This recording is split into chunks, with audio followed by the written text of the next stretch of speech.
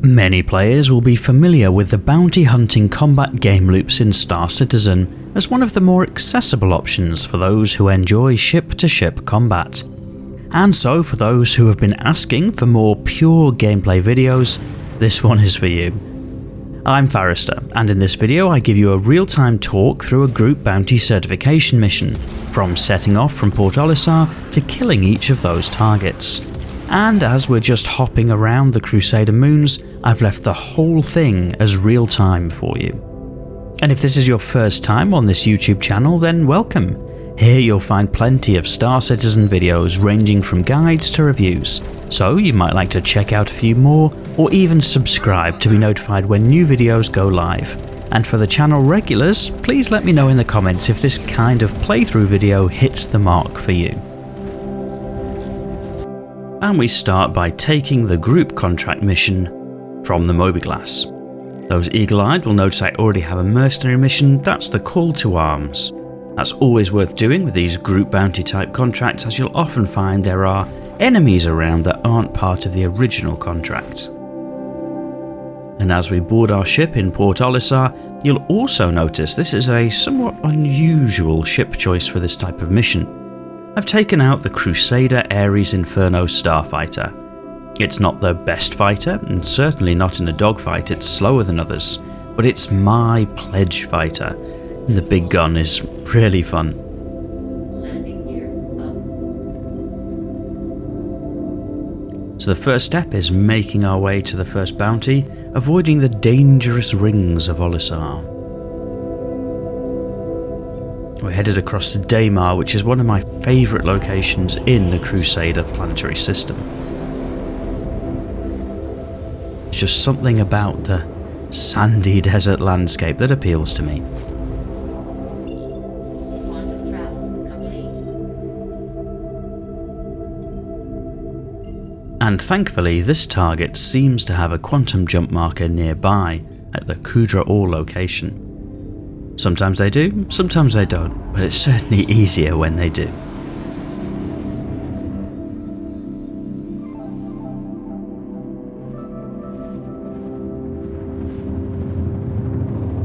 Some of you might be surprised that I've not completed the group contract for group bounties on this character. I actually have multiple times, but I often find that with various patches and things like that I have to recertify, and I don't always make my money through combat or bounty hunter contracts, so sometimes that recertification takes a little time. Speaking of taking a little time, we'll prepare our missiles as we very, very slowly at 500 meters per second make our way towards the target.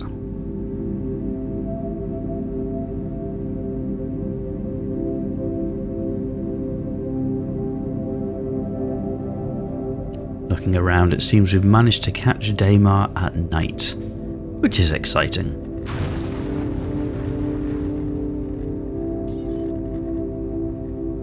And the first target comes into view. 17.5 kilometers.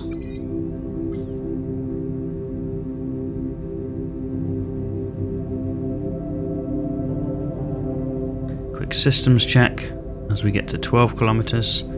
We will have to slow the ship down a little bit to get into the engagement speeds. Now, to help kickstart this engagement, I'm going to fire off 4 missiles.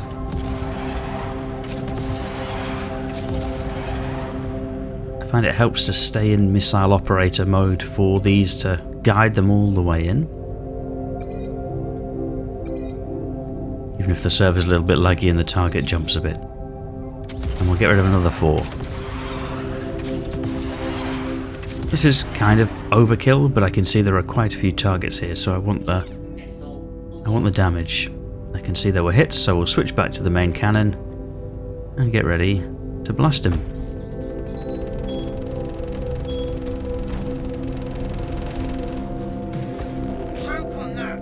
Something very satisfying about the sound of this cannon.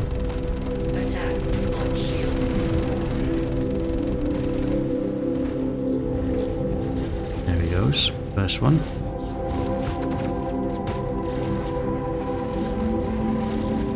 So I think that initial engagement shows why this was a good choice of ship for dealing with those larger targets.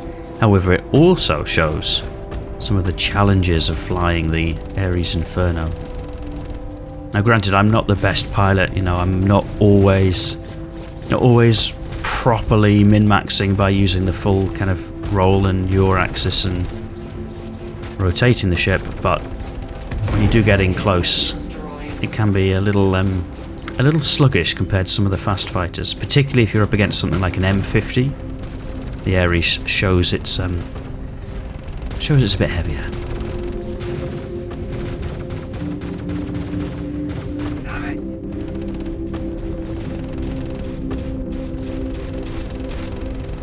That said, you'll see on the right hand side as we break through 3,000 rounds, one of the nice things about the Ares compared to other ballistic fighting fighters is that the ammunition stores are fairly generous. You get quite a lot of ammunition in there before you have to reload. Attack on shields.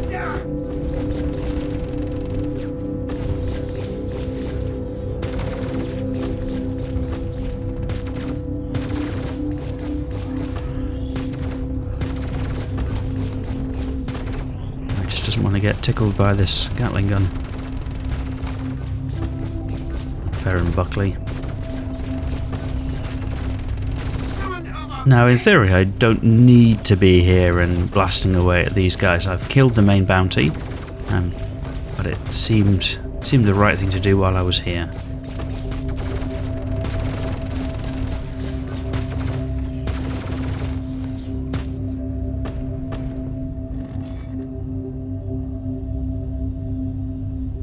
I don't know quite what's happened here, but we're going to say he must be dead, and we're going to leave. So our next location is Yella. It feels like we're visiting each of the moons of Crusader today. Quantum travel engaged. One of the other good things about the Ares and the Ares Inferno is the quantum drive in the back is pretty good. You don't end up going around for very, very long distances in a long amount of time. But the quantum fuel stores are also very, very good aboard, so you can travel across the system without having to worry about refueling.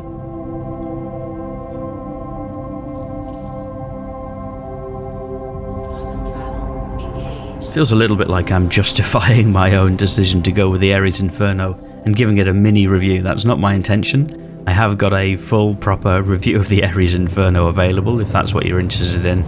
But I just thought it was an unusual choice to be taking out for these group bounties today.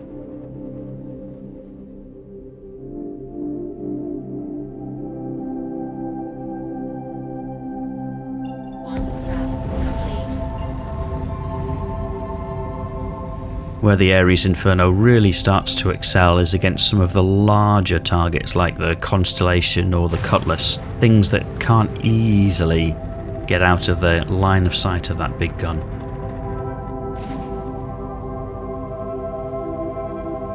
I'll give you a little bit of an external view here of the flight in towards these targets and the lovely profile of that ship.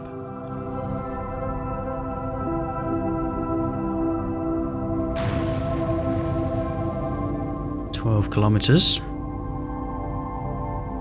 Starting to see targets come to view, so we'll slow back down to combat speeds. At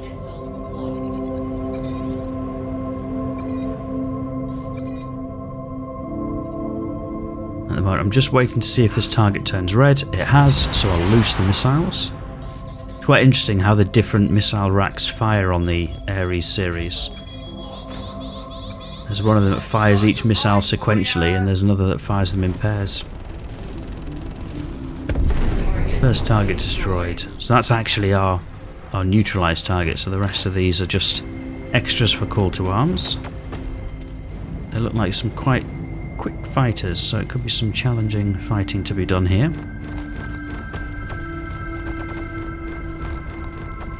Which isn't the worst thing when you can see the beautiful profile of the snowy hills of Yella.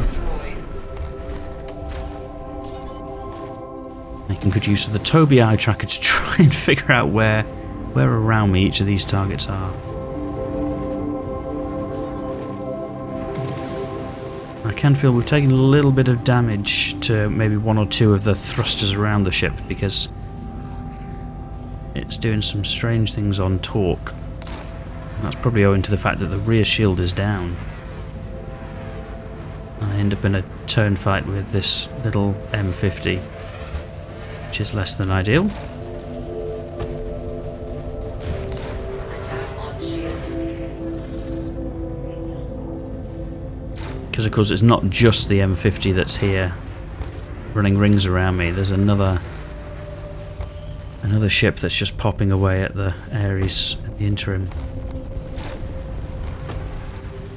Yeah, I'm not feeling this. So we're going to extend away, try and get out.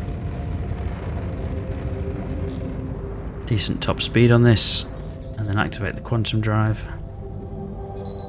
Oh, SAR's on the way. Goodness me. Sometimes the missiles are really easy to evade and sometimes they're not. But we'll just quantum jump to this next location, random place just to get out of here, let the shields recharge.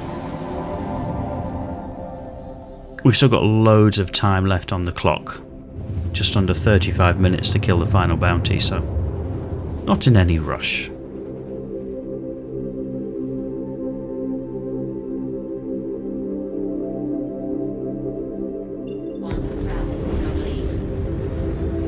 I'm starting to notice at this point that we have got some damage, so I'm thinking, do I go back to Olisar? Maybe. Where's the final target? Must be at Selin. It's likely to be at Selin, isn't it? Yeah, so unfortunately Selin is on the far side, so I'm not going to be able to go to Olisar and then jump straight there. So I think, do you know what? I'll go in, I'll snipe out that last target, and then I'll get out of there again.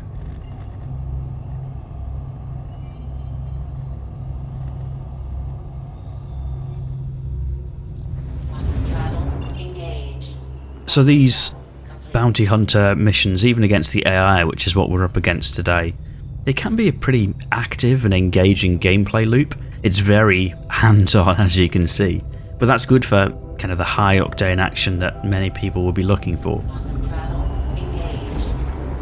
And completing the VHRT and ERT missions, the highest end of the bounty hunter missions, can be very profitable, especially if you do it with something like an Eclipse that can kind of just sneak in, knock out a target, sneak out.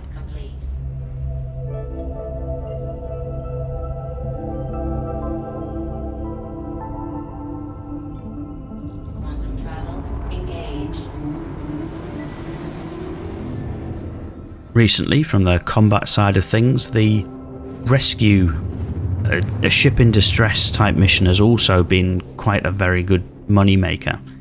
You'll often see some of those missions posted for six-figure rewards where you kind of dive into a ship that's in combat and you help fend off the attackers.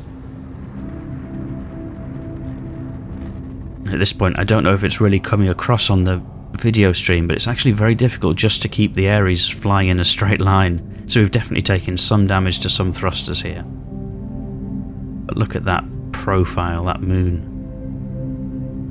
Wonderful.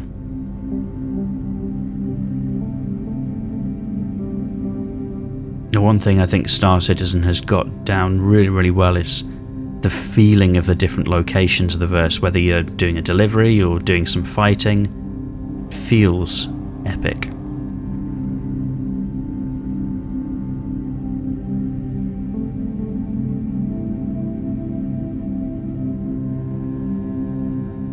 So the good news is on the ammunition front, we've still got plenty of ammunition, more than half of the ammunition remaining. So should be able to get in, knock out the target and get out.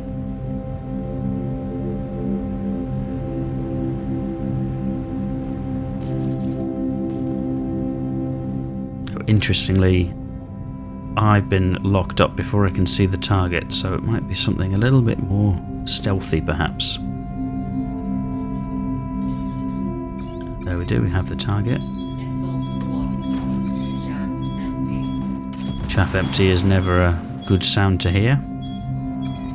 2 missiles got in, got some hits, and then we'll saturate the area with some Gatling gunfire. Looks like a buccaneer or something like that. Hard to tell.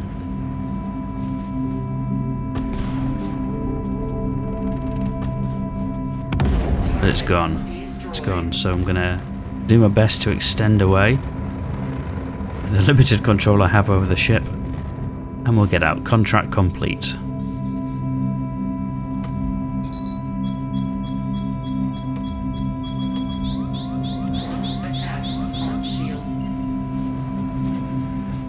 Just make the jump and get away, I think, rather than staying and fighting some of these more nimble ships. And this, I think, is where my choice of ship for completing this mission could have been... Well, it could have been better if the goal was just to kill stuff all the time. I always find it quite fun just getting out and blasting things with the Gatling gun, so... I guess I mean to say, my choice of ship could have been better if my goal was to min-max this. Incidentally, around Crusader like this, I sometimes find it's better to jump towards the 3 moons rather than the orbital markers, just because they're a little bit further away from the gas giant of Crusader itself. It makes it a little bit easier to get some distance, so you might find you only need to jump to 1 moon and then you can go to your destination, whereas you might need to jump to a couple of orbital markers depending on where you are. Although in this case I am going to have to jump to an orbital marker to get in range for Olisar.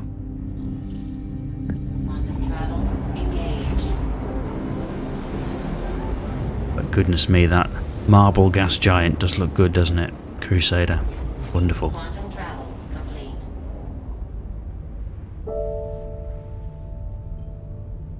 I think it's about time for a change of tune as we head into Olisar for our final closing. We'll get landed, we'll get refueled, we'll definitely get repaired, and we'll call that a successful mission.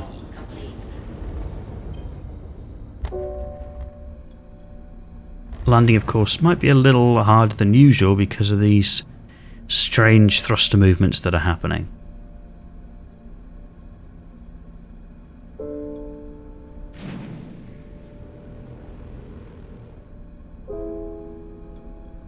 Previously, when I've recorded myself, sometimes I enjoy talking to the ATC through the comms menu, either on the heads-up display or the Mobiglass. And a lot of people comment and say, please just use the keybind. So I've used the keybind for this one.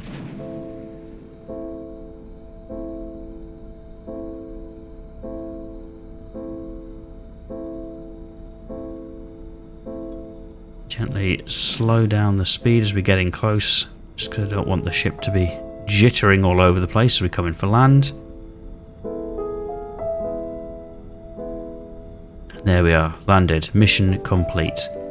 So all that's left is to do my refuel, repair and rearm, and to say I hope you enjoyed, and as ever, thank you for watching.